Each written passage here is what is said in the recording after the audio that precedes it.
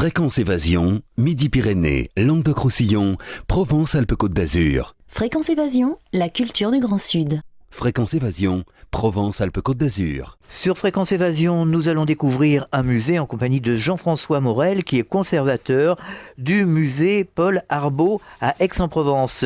Alors pour commencer, est-ce que vous pourriez nous présenter le personnage? Qui était Monsieur Paul Arbaud? Alors Paul Arbaud est un collectionneur du 19e siècle. À 2 ans près de chaque côté, la naissance et la mort, le contemporain de Mistral. On connaît à peu près les dates de Mistral, 1830-1914. Paul Arbaud, c'est 1832-1912. Un collectionneur d'une origine moyenne. Son père était petit banquier de province. Il n'avait pas une fortune, même s'il y a quelques sources soupçonnées, mais il n'avait pas une grande fortune.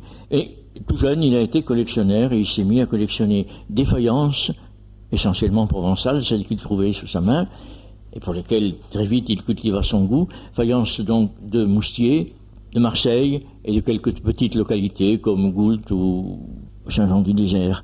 Et puis collectionneur aussi de livres.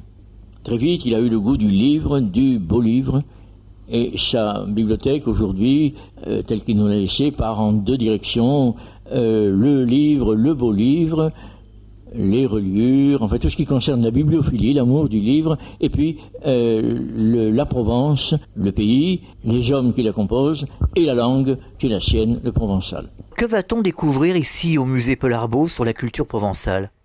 On découvre essentiellement ces faïences, et pour ceux qui s'intéressent aux livres, ce n'est pas le grand nombre peut-être, on verra des livres sur bien des domaines, sur la bibliophilie, je vous ai dit, mais aussi sur la Provence, donc avec un fond important sur la langue provençale.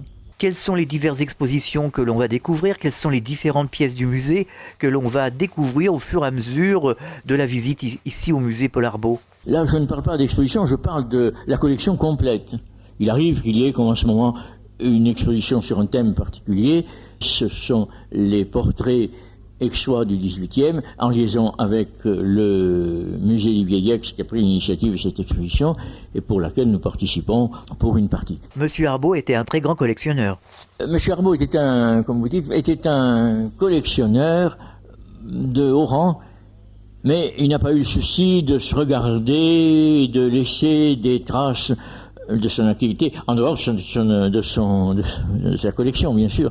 Mais c'est pas l'homme qui passait son temps à se raconter ou à laisser les traces écrites de son activité. Donc on est obligé un petit peu de l'imaginer. Monsieur Arbaud était un bourgeois d'Aix de la deuxième moitié du 19e siècle, tout début 20e, qui participait à certaines activités de la ville, un peu mondaines ou relationnelles, mais peu. Il était avant tout le collectionneur. Les gens qui lui écrivaient, nous avons des enveloppes encore adressées à lui, l'appel bibliophile, collectionneur, c'est tout. Voilà son rôle et son existence.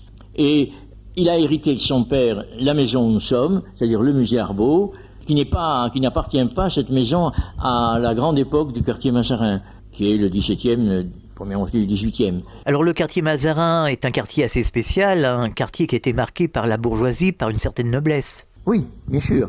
Mais sous l'Ancien Régime, à l'emplacement de ce qui est aujourd'hui le musée Arbaud ou l'Académie d'Aix, et il y avait un petit couvent de feuillants, c'est-à-dire des moines issus de Saint-Bernard, des cisterciens, comme ceux qui étaient à Sénanque ou au Toronnet, ou à Sylvacane, mais des cisterciens réformés.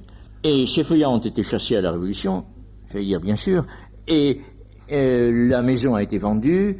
Le 3e acquéreur était le père de Paul Arbaud, le banquier dont je parlais tout à l'heure, et qui très vite l'a cédé à son fils, lequel fils l'a aménagé à son goût dans les années 1880. Le musée Arbaud permet au public de pénétrer dans un hôtel du quartier Mazarin qui, même s'il a été construit après les autres, a vraiment pris le module extérieur des autres, mais qui n'a pas la même richesse. On n'y trouvera pas la belle cage d'escalier qu'on trouve ailleurs. Il y a un beau volume, le même volume qu'ailleurs, mais il n'y a pas les mêmes fers forgés, par exemple. Alors parmi les plus belles pièces du musée Arbaud ici à Aix-en-Provence, il y a un panneau peint. C'est un panneau qui était à Avignon, dans une chapelle annexe à l'église des Célestins, laquelle chapelle avait été construite à l'initiative du chancelier Rollin de Bourgogne. Et cette crucifixion, après la Révolution, est passée dans la famille d'Albertas, qui elle-même l'a vendue à Paul Arbaud. C'est un des primitifs français importants. Il y a de nombreuses reliures et des ouvrages de très haute qualité à découvrir ici au musée Paul Arbaud. Il y a par exemple dans notre bibliothèque une douzaine d'ouvrages qui étaient dans la bibliothèque de Peresque, le grand érudit aixois du XVIIe. Mais Peresque, je vous dis, était un érudit, c'est-à-dire érudit tel qu'on le concevait à cette époque, c'est-à-dire qu'il s'occupait d'astronomie, de recherche linguistique, et il était en correspondance avec tous les érudits de son siècle. Pour terminer cette émission, quel serait le message que vous souhaiteriez adresser aux auditeurs de Fréquence Évasion qui seraient susceptibles de passer à Aix et de découvrir le musée Paul Arbaud? Je leur dirais qu'ils ont plusieurs raisons pour venir. Ils ont l'occasion, je vous le disais tout de suite, de pénétrer dans un hôtel du quartier Mazarin. Nous avons nuancé en disant il n'était pas tout à fait de la belle époque. Bon, mais ils pénètrent dans un hôtel, c'est pas si facile aujourd'hui. Par les fenêtres, ils verront l'harmonisation du quartier entre maisons, bâtiments et jardins. Ils verront le jardin, sinon le nôtre qui est un peu petit, mais au moins ceux des maisons à côté. Et puis alors, ils verront la collection de Paul Arbaud, c'est-à-dire une riche collection de faïences, pas la plus riche de la région, c'est maintenant et de loin le musée de la faïence de Marseille, à la campagne Pastré, qui est le premier musée de faïence, mais une collection importante, avec en particulier une série de plats de chasse, de plats de montres aussi, et qui tient bien sa place en face des autres collections. Et puis alors ils verront quelques tableaux qui ont été acquis par Paul Arbaud ou qui ont été donnés après lui, et qui sont intéressants. C'est ainsi que je vous disais tout à l'heure que pour l'exposition des peintres du portrait aixois au XVIIIe, on avait jugé bon d'y adjoindre la galerie du château de Mirabeau, la galerie de portraits des ancêtres de Mirabeau et de lui-même, qui est ici, à part le fait que son arrière-petite-nièce, en littérature Gyp, a donné à l'Académie d'Aix la galerie du château de Mirabeau, ce village qui est entre Aix et Manosque.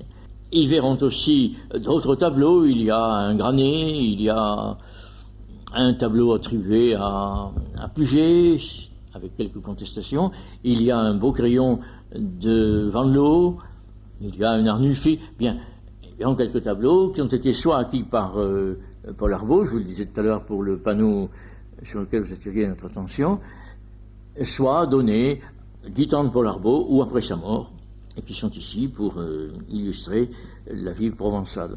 Et puis alors ils y verront quelques beaux livres qu'on pourra leur montrer, soit au cours d'exposition, soit sur leur demande, et ils bénéficieront aussi d'une riche bibliothèque dans le domaine provençal, historique et linguistique. Quelles sont les heures d'ouverture du musée? Le musée est ouvert tous les après-midi de l'année, sauf les dimanches et jours fériés, l'après-midi de 14 à 17 heures. Et la bibliothèque elle est ouverte sans aucune réserve le mardi et le jeudi aux mêmes heures, 14 à 17 heures. Alors pour terminer, vous allez nous donner les coordonnées du musée Paul Arbaud ici à Aix-en-Provence afin que les auditeurs de Fréquence Évasion puissent prendre contact avec vous. Alors il se trouve 2A rue du 4 septembre, c'est-à-dire quand on remonte le cours Mirabeau, la 3e rue à droite, et dans cette rue du 4 septembre, qui était autrefois la rue des 4 Dauphins, et qui est la rue donc qui conduit à la fontaine des 4 Dauphins, dépasser le premier carrefour, sur la droite, c'est le musée Arbaud.